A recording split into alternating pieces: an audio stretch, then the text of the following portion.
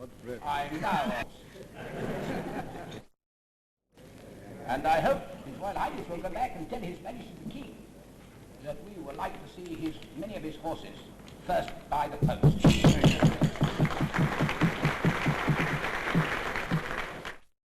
I've told you, the claim can fairly be made, without any mincing of words, that the Great Britain and the manner in which it is conducted is the envy of...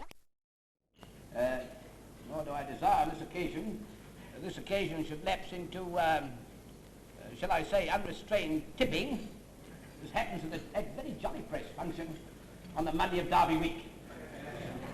And might I say, in passing, that having the honour of sitting next to the Duke of... I think everybody in this room knows when this luncheon went up. When my horse, Mr. Lovell, was still favourite for the Lincoln, I realised there was an... Chairman, Your Royal Highness, my lords, my Lord Bishop, ladies and gentlemen, I pray silence for the Right Honourable, the Earl of Rosebery, a knight of the most ancient and most noble Order of the Thistle, one of His Majesty's Privy Council.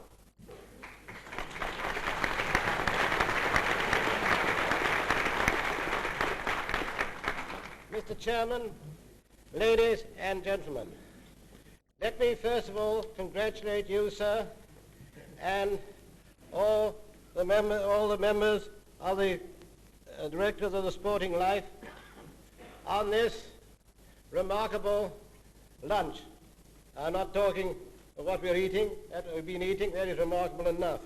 But I am, in these days of hardship, but I am talking about the galaxy of the racing world which you have gathered here in this room.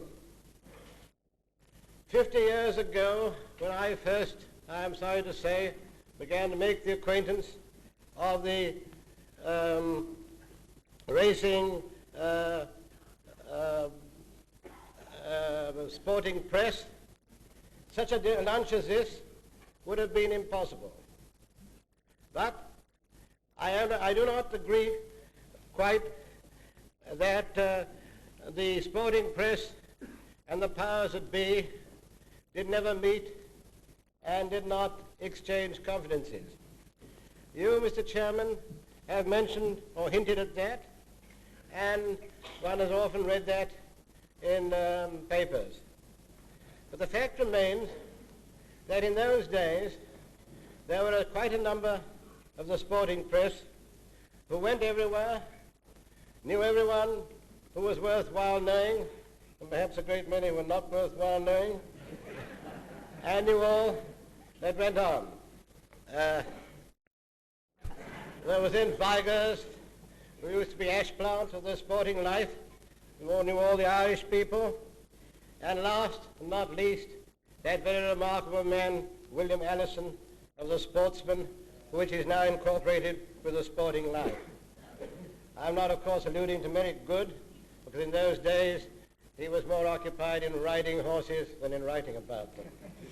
I don't know which he found most successful in his life.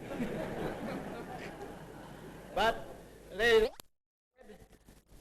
as I don't say we had, I had nothing to do with it. They had, as chairman of the Great Western Railway, Lord Churchill, who was a very able businessman and a very keen follower of the turf.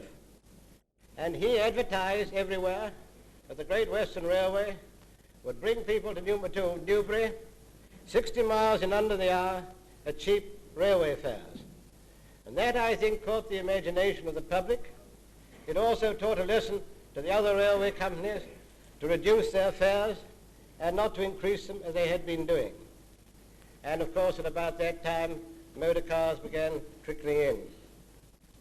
Well, the moment it became necessary to get more people, and the moment that more people wanted to come racing, that was the time for advertising, and that was the time for the sporting press.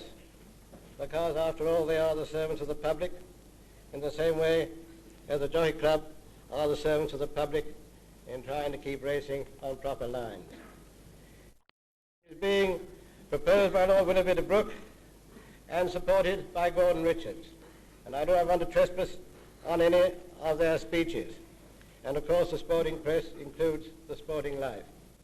I only say this, that the Sporting Life is indeed fortunate in its editor, Mr. Clements. This toast, and that is, as you all know, that the Sporting Life belongs to Adam's Press.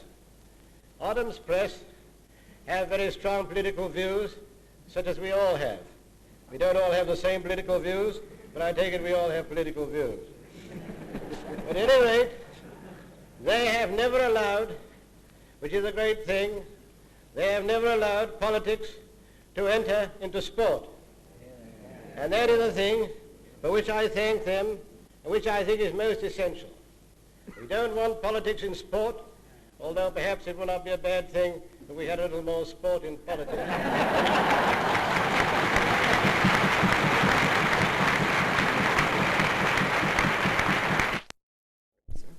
To follow me and to second the toast of the racing press.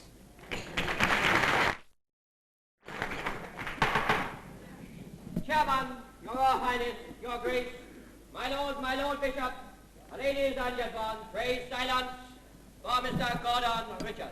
Mr. Chairman, Your Royal Highness, Your Grace, my Lords, ladies and gentlemen. Mr. Clements, I want to thank you very much indeed for asking the jockeys to this wonderful gathering this afternoon. We take it as a very great honor, especially to be sitting here with our own stewards of the Jockey Club. Well, I forgive them that, because at the end of the year, they presented me with a very nice clock. And it's in a place of honor.